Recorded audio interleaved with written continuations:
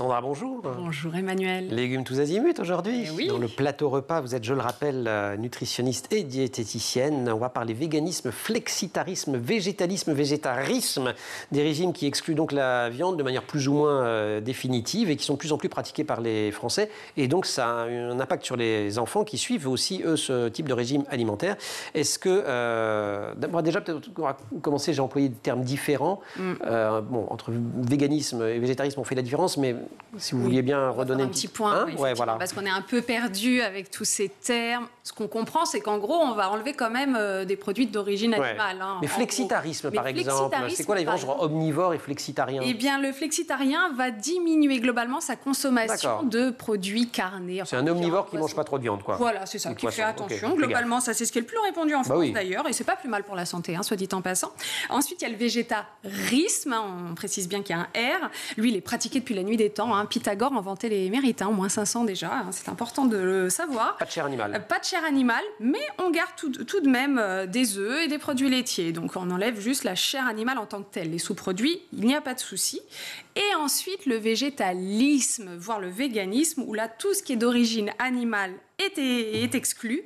Et pour le véganisme, précisément, il y a aussi les objets de la vie quotidienne. Oui, pas de chaussures en cuir, etc. Exactement, Emmanuel. Je connais l'exemple. Et c'est ces deux derniers régimes dont j'aimerais qu'on parle aujourd'hui pour les enfants, le végétalisme et le véganisme. Ok, donc vraiment deux régimes qui excluent complètement viande et poisson. Et donc, est-ce que suivre ces régimes, c'est pas le risque d'avoir des carences, surtout pour les enfants qui suivent le même régime alimentaire que les parents? Et surtout, quand on commence, on ne sait pas trop comment faire. On rappelle, et vous l'avez justement dit, l'homme est omnivore, donc il mange un peu de tout, fruits, légumes, viande, poisson.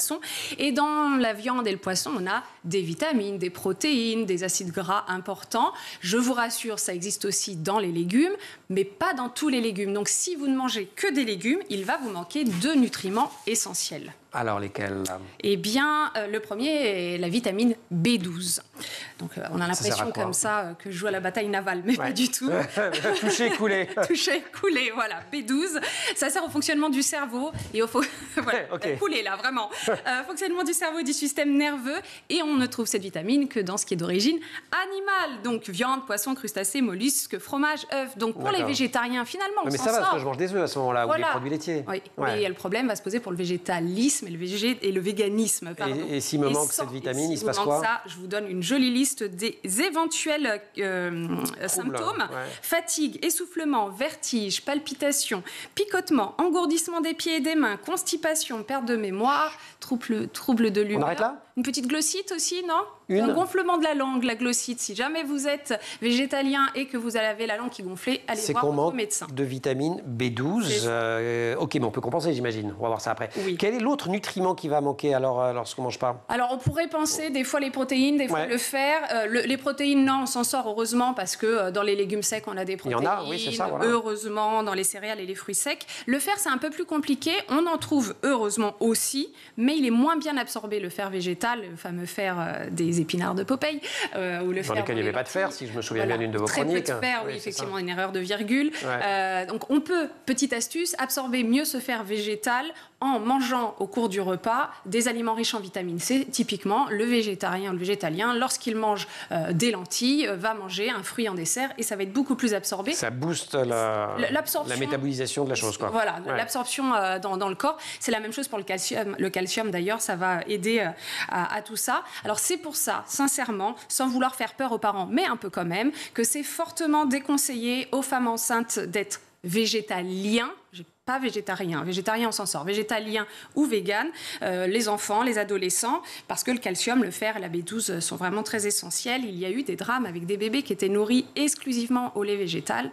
Quand je dis drame, vous voyez certainement ce que je veux dire, donc c'est important de faire attention à cela. Ok, et ça ne suffit pas de compenser en mangeant de la vitamine B12 qu'on achète en pilule dans les C'est possible, pharmacies. Et c'est là où j'attire votre attention. Consultez bien votre médecin, votre pédiatre pour votre enfant si vous voulez absolument qu'il suive votre mode alimentaire. Il faut être bien suivi, c'est surtout ça. En fait, il ne faut pas y aller n'importe comment. C'est ça. On peut y aller, mais il faut vraiment faire hyper attention. Il faut être suivi pour le végétalisme chez l'enfant. Ok. Voilà. Merci beaucoup. Et puis sinon, on va évidemment acheter des fruits et légumes. Surtout même. Vous faites des fruits d'ailleurs? Alors, on a planté des pommiers et des poiriers, par contre... Regardez, ils sont des réjouis.